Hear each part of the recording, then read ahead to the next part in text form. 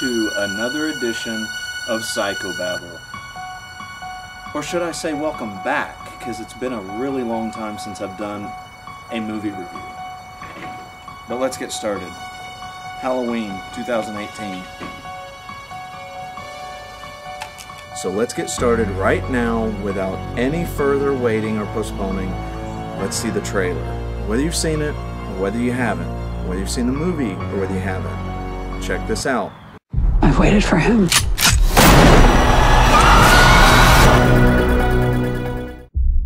Testing 1, 2, 3. We're on.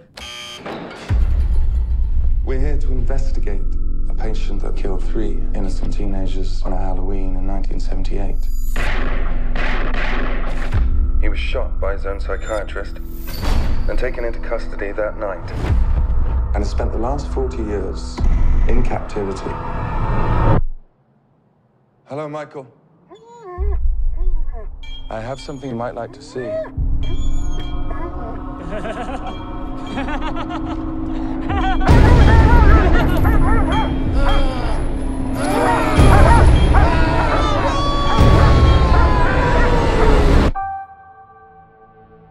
Everyone in my family turns into a nutcase this time of year. Yeah, I mean, your grandmother is Laurie Strode. She was almost murdered. Wasn't it her brother who murdered all those babysitters? No, it was not her brother. That's something that people made up. Do you know that I pray every night that he would escape? What the hell did you do that for? So I can kill him.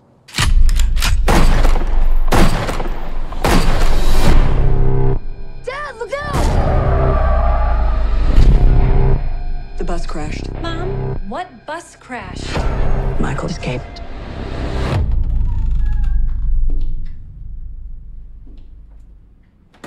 Excuse me, somebody's in here. Hello?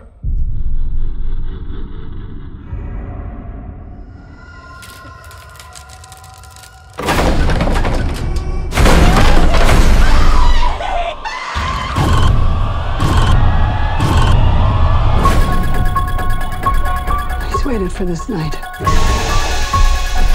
He's waited for me. I've waited for him. Get out of the room! Get inside!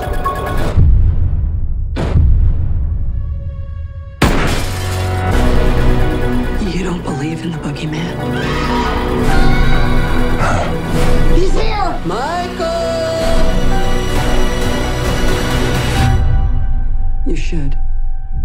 Can you close the closet door?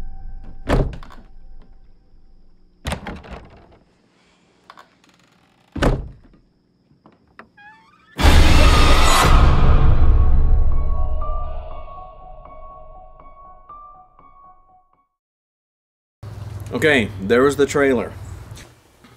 Let's start with the fact that it's been almost a month since Halloween was released, and I'm just now doing a Babble movie review on it, and here's why. 3 reasons, really. The first is that I didn't want, and this is a small reason, I didn't want to have to worry about spoilers. I want to talk in detail about some of the things without having to censor myself. And I didn't want to have to put a spoiler alert on it. By now, if you haven't seen the movie, my guess is you probably don't care whether this includes spoilers or not. The second reason is, well, I run a haunted attraction that takes the devotion of all my time and commitment. And I had to wait till we completed season 9, which we just did on the 4th of this month. And then we had our cast party and cookout on the 10th. And then I was able then to, on the 11th, to go see the film a 3rd time to really let everything sink in. And then I wanted to do the review, which leads me to my 3rd reason why I waited this long to do the review. I wanted to see the film 3 times. I wanted to see the film at least 3 times, I'll say that, because there's so much to see in this film that I did not want to rush to judgment, either pro-Halloween or anti-Halloween, or pro or anti certain segments or specific parts of the film. Because my issue is this. people who see a film that they've been waiting for and anticipating greatly, then they see it one time. They're kind of high on that film or really angry at that film for whatever the reason. They expected something different than they were presented. Or they're such fanboys of the film, like I am with Halloween, that they're so high on the film the first time they see it that everything they're going to say is going to be making the film sound perfect. They rush home or to wherever their editing and filming studio is. They film their review, they edit it quickly, they publish it, and what you get instead of an honest, authentic, accurate review is you get a review full of knee-jerk reactions. I wanted to avoid that, pure and simple. There has been a lot of bad sequels, and I mean a lot of stupid, downright silly, pointless sequels, and we keep seeing them because we had nothing else to go see as far as Michael Myers is concerned. If you wanted to see more Michael Myers or Laurie Strode or the Halloween series, then you would buy a ticket knowing these sequels were going to suck. So this movie stepping in and saying, you know what? Forget all those sequels.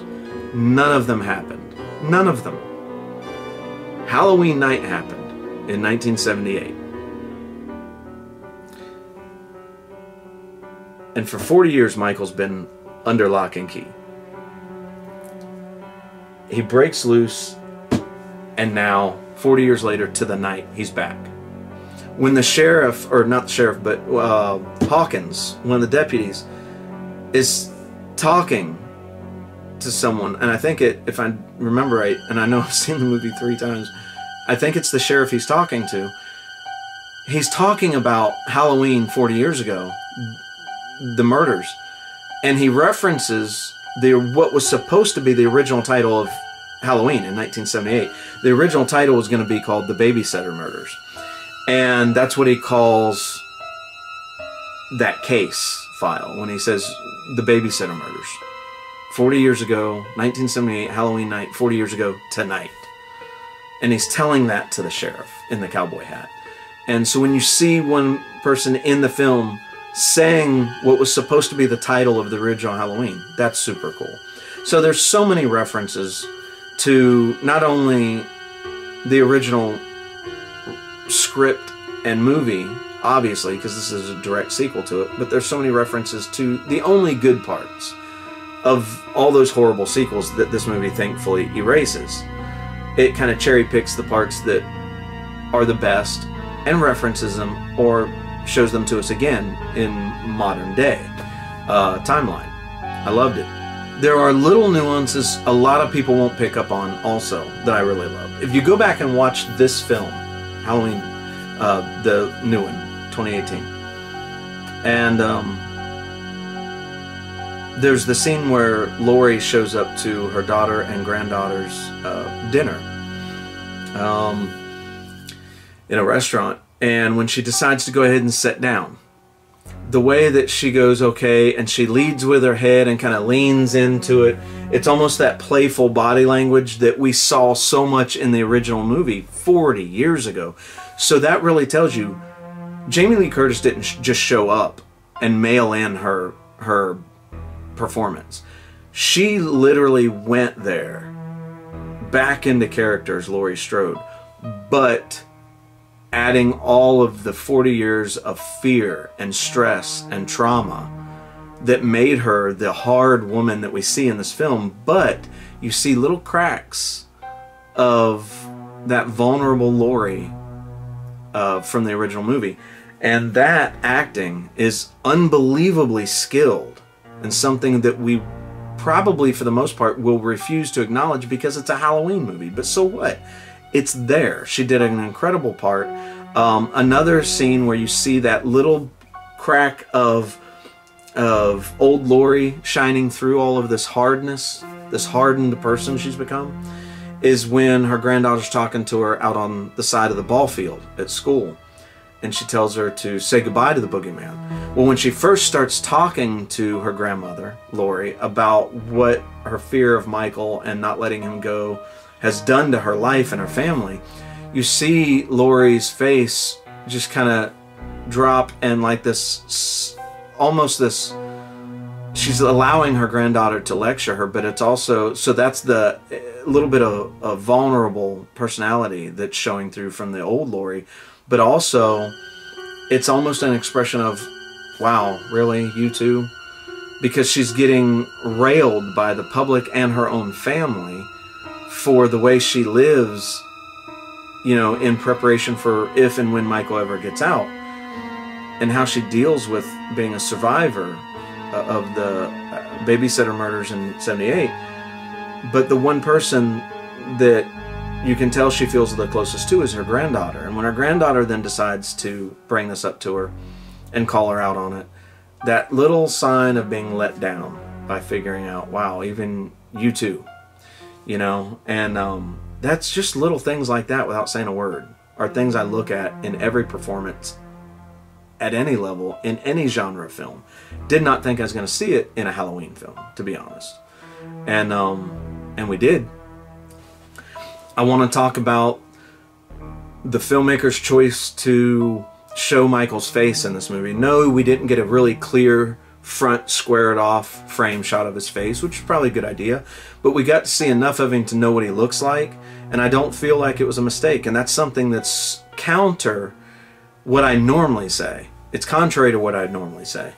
I did not like, the only thing that I didn't like in the 2003 remake of Texas Chainsaw Massacre was when Leatherface took his mask off of victims' skin faces, and it showed his face, and he was missing his nose, and I just thought, and it looked like such a gratuitous shot, because after he took it off, he sat there and kind of moved around so we could see his whole face, you know, and it just looked stupid, and that was the only thing I didn't like about that film. But in this movie, it was great. I mean, the fact that there he is standing in all his infamous, you know, I think glory would be the wrong word, but glory, for lack of better terms, in the very beginning scene, when the investigative couple show up, and forgive me for spacing out their characters' names, but anyway, they show up to question Michael, see if he'll speak. They even taunt him by pulling out the mask, which Michael never sees, but he feels, and you can tell. I love that they had him turn just enough to where we could see the side of his face. I love that we kind of seen it through the obscurity of glass when he pulls up at a gas station in a Bronco, where that couple is later in the film, and he turns and looks at the male out of the couple while he's pumping gas, so you know his time is coming. And yet without the mask, because of his body language and the way he turned his head, in your imagination you see him in the jumpsuit and the mask, even though he's in white hospital garb and no mask. And I love that. It's one of my favorite scenes. And never have they taken so much time showing how he got the coveralls and the mask as they did in this film. It was done in stages in a long scene that I absolutely love. Probably one of my favorite scenes. There is a lot of carnage in this film, as opposed to the first film. I know that that's a gimme because the first film was in 1978, and given today's tragedies that we experience and we see on the news firsthand with 24-hour news networks, what happened in 1978 would pale in comparison to what happens in real life every day now. So I get that the body count had to be higher. Movies today demand that too. But they didn't sell out by showing us cheesy kills and overdoing the gore, because most of the kills are done off camera. Some of these scenes were just, they were more impactful, I think, that we didn't actually see the murder, but we saw the aftermath of it or heard the sounds of it. What I'm talking about also includes the bus crash scene. I've seen in other people's reviews that they wish they would have shown the bus crash, so we would bus crash. Tongue twister. Because then we would have seen how it happened and what exactly did Michael do and why was the Dr. Sertain, you know, left alive on the bus. Well, let your imagination think about that. Let your imagination fill in the blanks, fill the voids. It can get your brain cells active. That's a good thing. We don't have to have everything shown to us. I like that there's the reveal of the bus setting at the angle it's setting. I thought it was a very creepy scene. And we do get some action when he's not yet left the bus crash scene. When the father and son pull up in the truck, what a creepy scene when all of the patients from Smith's Grove is out and about at night surrounding that Ford Bronco. When the father says, "I'll be right back, call the police," and he gets out, and some of them are just surrounding the truck. It's a tension building scene that is purely realistic. I mean, imagine pulling up to that crash site and there being mental patients that have survived and they're just out and about, and you're sitting as a young boy alone in your Ford Bronco while your dad's out with them. Great scene. I loved it. It would have almost felt like a scene out of an action movie instead of a horror movie had we seen the bus crash. All right, let's talk about The Mask really quick. The Mask was a genius creation because no other Halloween sequel, and keep in mind we're supposed to forget that they exist, but I need to point this out. In no other Halloween film, none of the sequels, did they address trying to keep it looking like the Mask in the original movie, nor, because it changed every film. Ironically enough, the film that felt the least like a Halloween movie, Rob Zombie's remake, even though I love the film, but that wasn't really Halloween or Michael Myers to me. But I love the film, and I could explain that, you know, but it would take me a long time. So I'm not knocking Rob Zombie's film. And as a matter of fact, his mask resembled the original Mask more than any other mask in any sequel until now. This mask looks so much like the original Mask in the '78 film, but with what you can imagine would probably look like the 40 years of wear and tear and decay on a stored latex mask for 40 years. And something, what I was talking about that was never addressed in past Halloween sequels, was when Michael was stabbed in the neck with a crochet hook or a crochet needle, and in the eye with a clothes hanger, a wire clothes hanger. So in this film, you get the hole in the neck that shows the consistency from the first Halloween 40 years ago. And in the movie, he has a blinded white eye, which just adds to his creepiness. So I love the mask, and I love the attention to detail, and I love that they made sure that they hearkened back to things that happened 40 years ago, and they can do that with just the simple images of his eye, his injured eye, and the hole in the mask, and making the mask truly look like Michael Myers' mask he wore in the first film. Speaking of references from other movies, the sequels that they ask us to dismiss, but there are scenes in some of those films that we liked. Like, I think the most intense scene in H2O was when the lady and her daughter was at a rest area in a bathroom, and Michael comes walking in there. Nothing happened to them. So what does this movie do to amp things up? They shoot a bathroom scene similar, but definitely something happens. There's a body count of 2 in the bathroom, even though it only starts out with 1 person in the bathroom other than Michael. So I want to get to what I think of James Jude Courtney as Michael Myers. I personally, and I know some people that watch this that are huge Halloween fans are going to give me flack about this, but I personally liked James Jude Courtney's performance of Michael Myers better than any Michael Myers I've seen, because it felt like the same Michael Myers from 78, 40 years ago. I almost said 70 years ago. But he was able to add that extra hardened edge to Michael. You know, he was 21 when he committed the babysitter murders in 78. He would now be 61, 40 years locked up. Very brutal, very angry, and he's like a kid in a candy store being able to do what he did 40 years ago again tonight. So how do you play those two things together and and really convey that with coveralls and a mask over your face. James Jude Courtney sells it 100%. I feel like he was the best Michael in the coveralls and the mask that I've seen. And I actually like Tyler Mane in Rob Zombie's Halloween, but now I look back at it and say, you know, that was too big. Michael's not 7 foot tall. Michael's not even 6.5 foot tall. Michael's an average sized man. And that made it more believable. And seeing James Jude Courtney portray Michael, I absolutely loved it. I think he was the best Michael I have ever seen. I loved the look of this Michael so much with that new version of the old mask that was so true to the original that I even put the character in my haunted attraction Psychopath this year.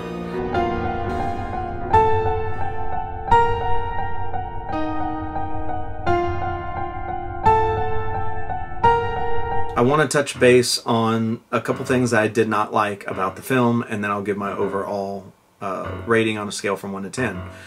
Not that you probably care, but if you're watching this, I assume that you do want to see the final rating. Anyway, so you know I liked everything about the timeline, the idea of getting rid of all the sequels, the mask, the performance, the cast for the most part.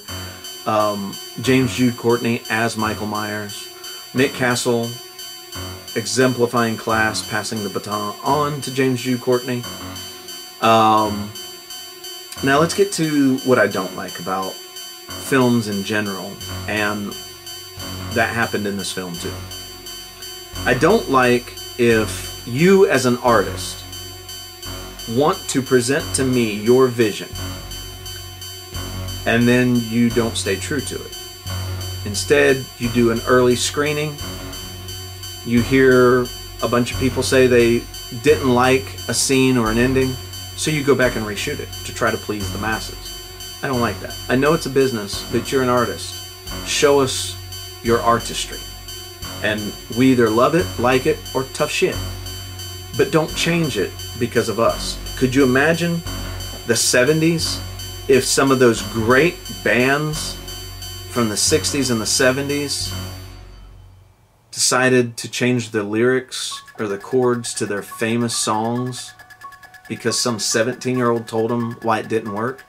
I fail to believe that the same creativity that gave us the first 2 acts of this film is the same creativity that gave us the final scene, the finale, the climax of this film. It didn't feel anything like the same people made it. And I have to point that out because that's going to hurt my rating. Because I believe somewhere there's an alternate ending that is much better and truer to the feeling of the rest of the film that should have been presented to us to finish this film. And it doesn't matter whether some people wouldn't like it. A lot of people are not going to like this ending, and I'm one of them. So you can't please everybody. So just stay true to yourself as an artist and show us what you originally wanted to show us. That's what I would have liked to have seen. Whether I liked that ending or not, I would have respected it.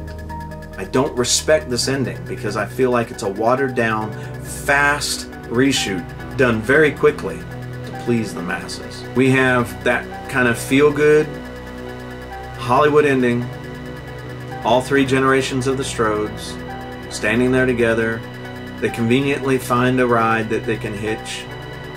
They're riding off into the night, and then they show the basement, the cellar. Michael's not in there anymore, so obviously Michael got out of the house. So it has no closure to it.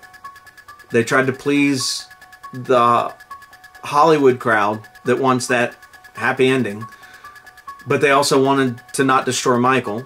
But all you did was take some fingers away from him in another shot, forgive the pun, that I didn't like. I would not have shot the man's fingers off unless I was going to do away with him eventually in the movie, which I would have rather seen than the ending that I did. But since we know that's not realistic, we're not going to kill Michael off unless we're giving a concrete ending to the series for good. Somebody's got to go. there's been this Laurie and Michael for 40 years now. And I know we're forgetting all the sequels, so forget them. I'm just talking about Halloween 40 years ago and Halloween now. And yet we walk out of the theater and there's still the opposite ends of this spectrum. Laurie and Michael. So you're going to try to sell us tickets to another Laurie and Michael showdown in another year or two? I don't know. And if you don't, then we're going to be even more pissed, I think, as fans that there was no closure. But if you do, we're going to feel like, well, after 40 years, that was supposed to be the final showdown. Somebody needed to have gotten it, but instead, you're going to present the same fight to us again. So I don't like the ending that they gave us. I feel like it was a... It's an untied shoelace, a loose shoe just laying around, if you will, as an ending. That might not make any sense to people, but that's what it felt like. Tie that damn shoe. You know, even if it means losing Laurie. But you have just shocked the audience. And if you did so in a tragic way, where the closest person to her had to witness it, her granddaughter, and the daughter that separated herself from Laurie for years, how tragic would it have been for her to have lost her to the very person that she didn't believe her mother should have felt that threatened by. And the irony that, really? You wasted all that time not having a healthier relationship with your mom, and it turns out she was right, and now you lost her to that same person that she was trying to warn you about. How tragic and ironic of an ending would that have been? That's what I would have went for. But I would never count against the film just because I don't like a scene. The only reason I would count against the film is if I don't think that's what you wanted to show us, because I do think that's tragic for an artist to not show us what they originally wanted to show us. So that counts against my scale from 1 to 10. And I'll give you a perfect example of a scene that, even though I don't like it, I'm not going to count it against the film because I think that's what they wanted to show us, is the new Doctor, the new Loomis, if you will. Sertan, I think was his name. I would not have made him as clinically psychotic as they did, where he ends up murdering Hawkins, the most likable officer in the movie. And I'll explain why I wouldn't have done that for many reasons. One, I don't think there should be anybody that's a killer in this movie except for Michael. It kind of takes away from our focus on how evil Michael is. Oh, wait, there's another evil person over here too. And another one over here and another one over here. You're going to get watered down if you're not careful. I did not like the fact that he killed Hawkins, because I think Hawkins would have been a great personality to see further in the movie. I think he was highly likable in the movie. And imagine the end finale at Laurie Strode's home out in the sticks with Hawkins there too. And maybe even the doctor, if it didn't turn out that he was a killer. Maybe still trying to protect his patient. And maybe that distraction is what ended up getting somebody killed in the finale. But not trying to protect his patient at the cost of becoming homicidal yourself and killing Hawkins. I just didn't like it. But I feel like that was an authentic scene to the filmmakers. I feel like that's the way they wanted the story to go. So I won't count against it just because I didn't like it, or that I would have done it a different way. So that will not count against my rating on a scale from 1 to 10. I just didn't like it. I would have did it a different way. But I don't think they were trying to please the audience with that. I think they were trying to shock the audience with that. So credit to them. Although I don't agree with it, doesn't mean it sucks. It wasn't my preference to see. That's that particular direction that the story went with that scene. But credit to, David Gordon Green for going in the direction he wanted to with that. So with that being said, finally in this long review, here is my rating of Halloween 2018.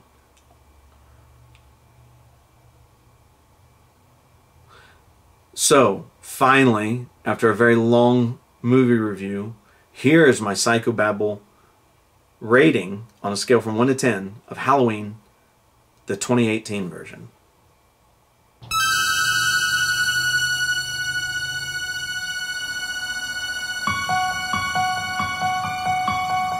That's right. I give the film a 9 out of 10 because honestly, the bravery used to go out there and say, let's make a film that takes place current time, which puts Michael at 61 years old, Laurie Strode at 56 or 57 years old, subtracting and erasing all the silly sequels. When Laurie knows that Michael's being transported on the night that he is being moved from one facility to another, she is sitting in her little Nissan pickup with a revolver. So you've got to imagine she has planned to show up and sacrifice her life and freedom to shoot and take out this man right in front of the people he's with, the authorities, the other patients. But what takes over is her humanity. She's not the serial killer. My Psycho Babble movie review of Halloween is 9 out of 10. 9 on a scale from 1 to 10. But what do I know? It's just a bunch of psychobabble bullshit. He waited for this night. He's waited for me. I've waited for him. Michael Myers is the embodiment of pure evil. He is ruthless, a relentless force. He's unpredictable. Anyone could be next. Dad, look out! Babysitter murders, 40 years to this day. Michael! Jamie has a talent, but she was born with it. You don't believe in the boogeyman? Perfect for the movie I made, and now she's perfect for David Gordon Green's movie. You should. This is as good as I've seen since we did the first movie. It is intense. Just brutal.